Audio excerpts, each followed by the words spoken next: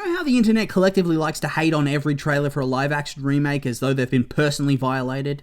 That's my take on anything Smurf related. Back when I was a teenager, I went through an angsty, my cinematic tastes are far more refined than your minion slop phase, and turned up my nose on pretty much anything animated or family-oriented. Except for Paddington, of course. But everything else was up for unfiltered critiques, even if I hadn't seen it. I could just tell, you know? Since then, I've realised that being a snob only hinders my enjoyment of many awesome movies, and thus, I've rescinded many of my baffling takes. But one that I will never give up on is my hatred for the Smurfs. By and large, they weren't really on my radar throughout my childhood. I understand there were previous adaptations of them, and there were comics and the like, but to be honest, not a huge market for Smurf-related shows, movies, or toys in 2000s Australia, so it passed me by until I was confronted by the skin-crawling first look at a Smurf movie back in 2011. People give the Polar Express a bad time, but this is far, far worse than the animation department in my opinion. Why are they so creepy looking? If my bad attitude towards animated Disney films wasn't going to make me see them, there was no way in hell I was ever going to set foot in the cinema to watch this monstrosity. Fast forward 2 years and another horrific jump scare.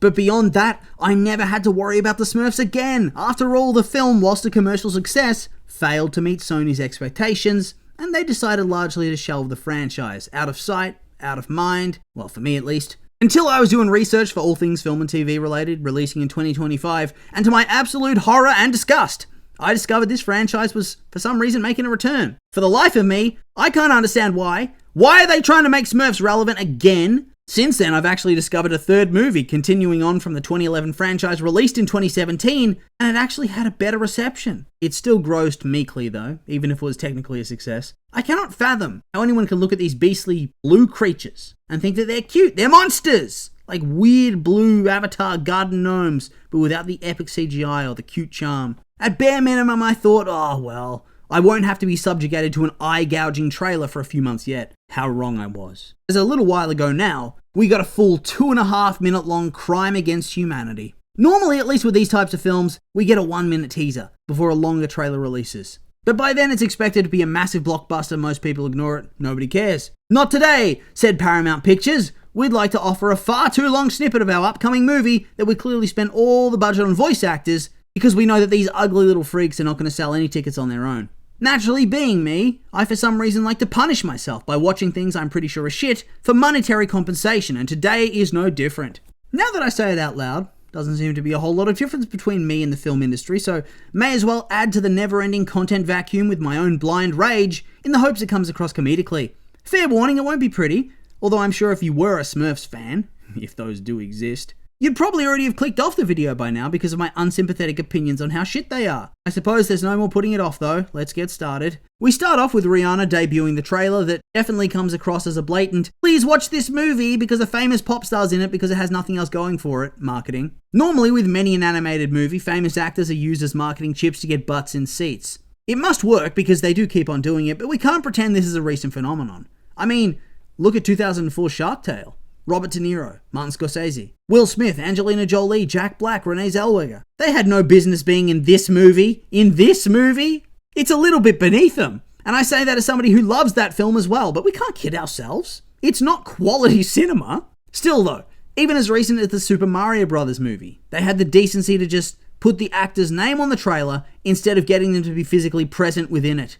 If you've seen the trailer, you know that this is only the beginning of them shoving Rihanna into every possible segment, so that way you can focus on her and ignore everything bad about this. Sorry Riri, but your bops, whilst catchy, cannot distract me from this heinous blight on society. I won't be completely blind though. Since I'm analysing this trailer to the minute details, I did actually enjoy the deep narrative voice that says something like, "This summer," and starts to introduce the movie. The reason being, it just tickles my nostalgia senses. I remember fondly as a kid when pretty much every single trailer had something like this. That's it really, that's as far as my positives go. As here we get our first look at the Smurfs dropping through a porthole, screaming, before one mentions smurfing their pants. I have to ask, what does this mean? What does this mean? Smurfs seem to be the name of the blue gnomish species. Why are they using it as a verb? It's also not helping their case as far as I'm concerned, because it just makes it too easy to rag on them. Their literal first descriptor of their own species is a verb of shit.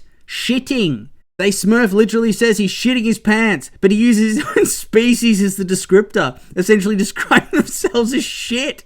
Ugh.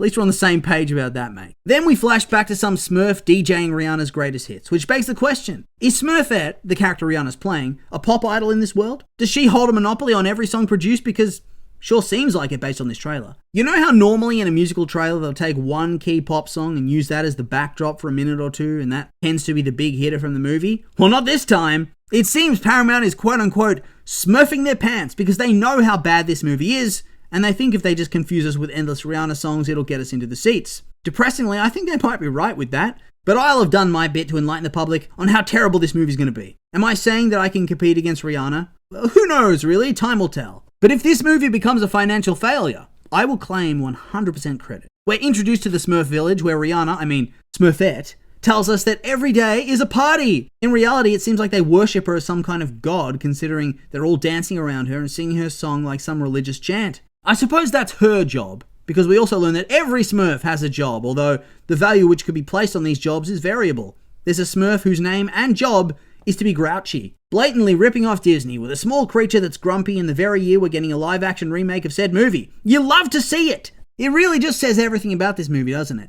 No intellectual integrity, just ripping off what other people have done. Before you jump down my throat, yes, I'm sure the character's based on comics. And yes, the dwarves are actually from the Brothers Grimm fairy tale. But I will say, they weren't given individual names until about 100 years later in a Broadway play, and they were actually different names. So Disney kind of does have the originality for Grumpy, I'm pretty sure. That being said though, I don't particularly care if Disney's ripped off, so it is what it is. It's more just a warning sign flashing before my eyes that this story has no thought or care put into the narrative, and thus will bore my brain when I inevitably hate watch it. Some might critique me, asking the difference between this and my love for some, keyword some, of the Disney live-action remakes. And the answer to that is, at least they're a watered-down version of the original narratively, so I know I'm not getting a completely shit story.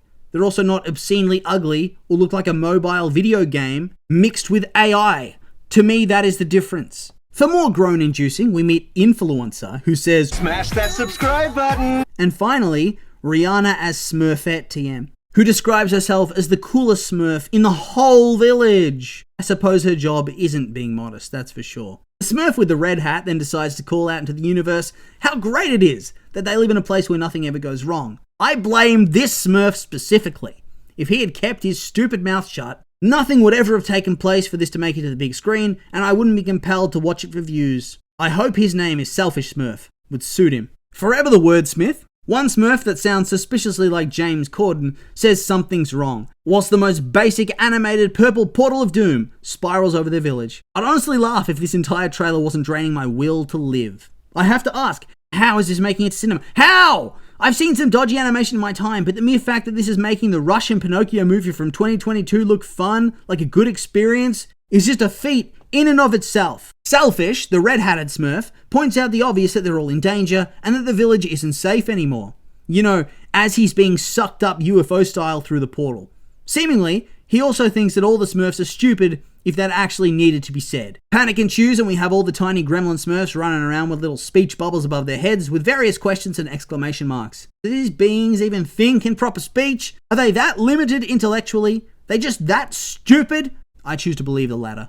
Smurfette takes control of the situation with the demand that they have to rescue Papa, who I presume is the red-hatted one I dubbed Selfish. Honestly, just let him die. Leave him be. Nothing else bad could happen now he's gone. Good riddance. Also, I'm sure I'm going to piss off people, but it has to be said, Rihanna's voice acting is not good. She sounds so lethargic and like it's taking all her willpower to read the words off the page. I realise she's not exactly known for hyperactivity, but when you have a blue gnome bouncing around leading an adventure with enthusiastic lines, you know, maybe this isn't the role for her. Anyway, Smurfette uses some flour to suck up some Smurfs to transport them to the real world. Against their will, I might add.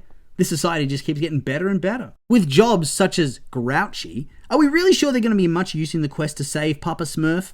I honestly doubt it. They end up in Paris, which somehow they know exists. Again, how? I figured they just stayed in their village the entire time and existed in another universe. They seem pretty isolated. Sure, there's an influencer, but I assumed that was on like Smurf Tube. How are they educated? Also, did they just happen to have a magical flower that could transport them here, but it was a massive deal that Papa Smurf was abducted? I realise this will all be explained in the plot, or at least I hope so. There's no telling with a film that has such severe warning signs of bad writing, bad acting, bad animation, and bad scripting.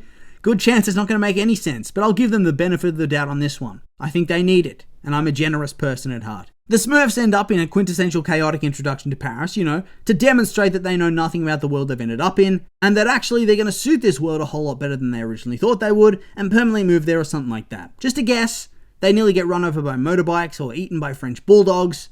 More's the pity. We cut to another scene where a whole bunch of Smurfs, a turtle and some spy-looking Smurf that I think joins them later, gets them all to jump down from a metal bar above a club onto a disco ball. This is obviously going to be some quest to get some object or talk to somebody about Papa Smurf's abduction. Now I'm looking at the next scene. It seems like the Smurfs live within the disco ball. So maybe this rogue Smurf found them on the streets of Paris and brought them here. Seems legit, although the size difference between the exterior and the interior seems wild. Papa Smurf's brother is introduced and goes on a tirade that I honestly cannot repeat. He, Smurfette, and the random rogue Smurf use the word Smurf to describe anything and everything. It's meant to be very funny, but honestly it is also incredibly lazy and quite shit. Oh, sorry, quite Smurf. This, I believe, when I initially watched it, was the point of no return. It's just the most basic level of humour I've ever witnessed. At least fart jokes are universally beloved, but this is just trying to be clever and yet also stupid at the same time, and it lands so terribly it's cringe-inducing. If I was a writer on this movie, I'd want that permanently erased from my CV. It's awful. People give James Corden a hard time for the Emoji Movie. This is going to be worse. To throw a spanner in the works, we now have these animated human villains, which doesn't really make a whole lot of sense because, we've seen real humans throughout the trailer. Someone please explain the lore to me because it's getting weirder and more illogical by the second. The two wizards, Gargamel and Rozumel, I assume want to wipe Smurfs out of existence, which, really, does that make them villains? Who's to say? Another creature has also been included in the group, which looks like a sad version of a sunflower with legs. At least with the turtle, I knew what that was. This is just another random being that I have no information on. Honestly though, it is an improvement to the Smurfs design. The wizards can do whatever they want with them, but I like this sunflower thing. Keep it safe. We learn more about the other Smurfs they encountered, which are the International Neighborhood Watch Smurfs. That's a big neighborhood. Oh, I spoke too soon. They're the Paris division. I suppose when they appear in the tunnel and surprise Smurfette and the others, that's after they escape the French bulldogs, but before they meet Papa Smurf's brother. Then there's a quick flash of scenes with overall narration about how they're going to learn what being a Smurf is really all about. Something along those lines. We see some sort of truck driving with Smurfette, one of the spy Smurfs swinging with a turtle like Spider-Man along Paris streets. There's a whole variation in animated styles that the Smurfs have to get through. One of the wizards is also present, so I wouldn't be surprised if this is some sort of sorcery in order to make it easier for him to catch the Smurfs. There's what looks like a boss fight with the stone versions of the wizards in some desolate terrain. A Smurf uses some magic powers or whatever back in the village, some interdimensional explosion, and then we get what is supposed to be another funny tidbit where James Corden says, "That was absolutely terrifying." Whilst Rihanna remarks, she thinks she swallowed her gum. Hilarious. We then end with a scene where some human tries to deliver food to Rozumel the wizard. So wait, a full-on regular human knows that this animated man exists? They also know he's a wizard. I guess this is one of those stories where everyone doesn't question the weirdness. I can understand that. Smurfette and another Smurf jump into the delivery box. I figured this was meant to be a funny ad or something, but I guess it'll actually be relevant to the plot. I assume they escaped or didn't get captured by the wizards initially, and are trying to break into their lair to rescue the others, and so they order some food to them. The level at which they're aware or not aware of the regular universe is starting to baffle me. I assume maybe Smurfette has gone out to the real world. That's the only way it makes sense. She's explaining to James Corden that you can order any food from anywhere, but you have to tip the driver ahead of time or they'll lick everything. How hilarious. Is this really an American tipping joke when the film is set in Paris, in Europe, and the comic is originally from Belgium, also in Europe?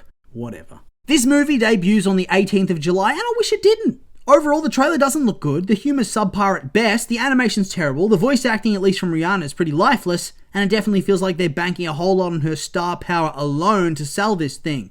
They also have quite a stacked cast. Should have included more of their names in the trailer, to be honest. I have no faith in this movie. I genuinely think it's going to be terrible. I didn't think there could be a movie releasing this year that I would dread the release of as much as the Minecraft movie, but this has done it. Which could be worse. We'll have to wait and see. Sorry again if you like the Smurfs and if you've, for some reason, come this far. I'm proud of you if you did. It's nothing personal.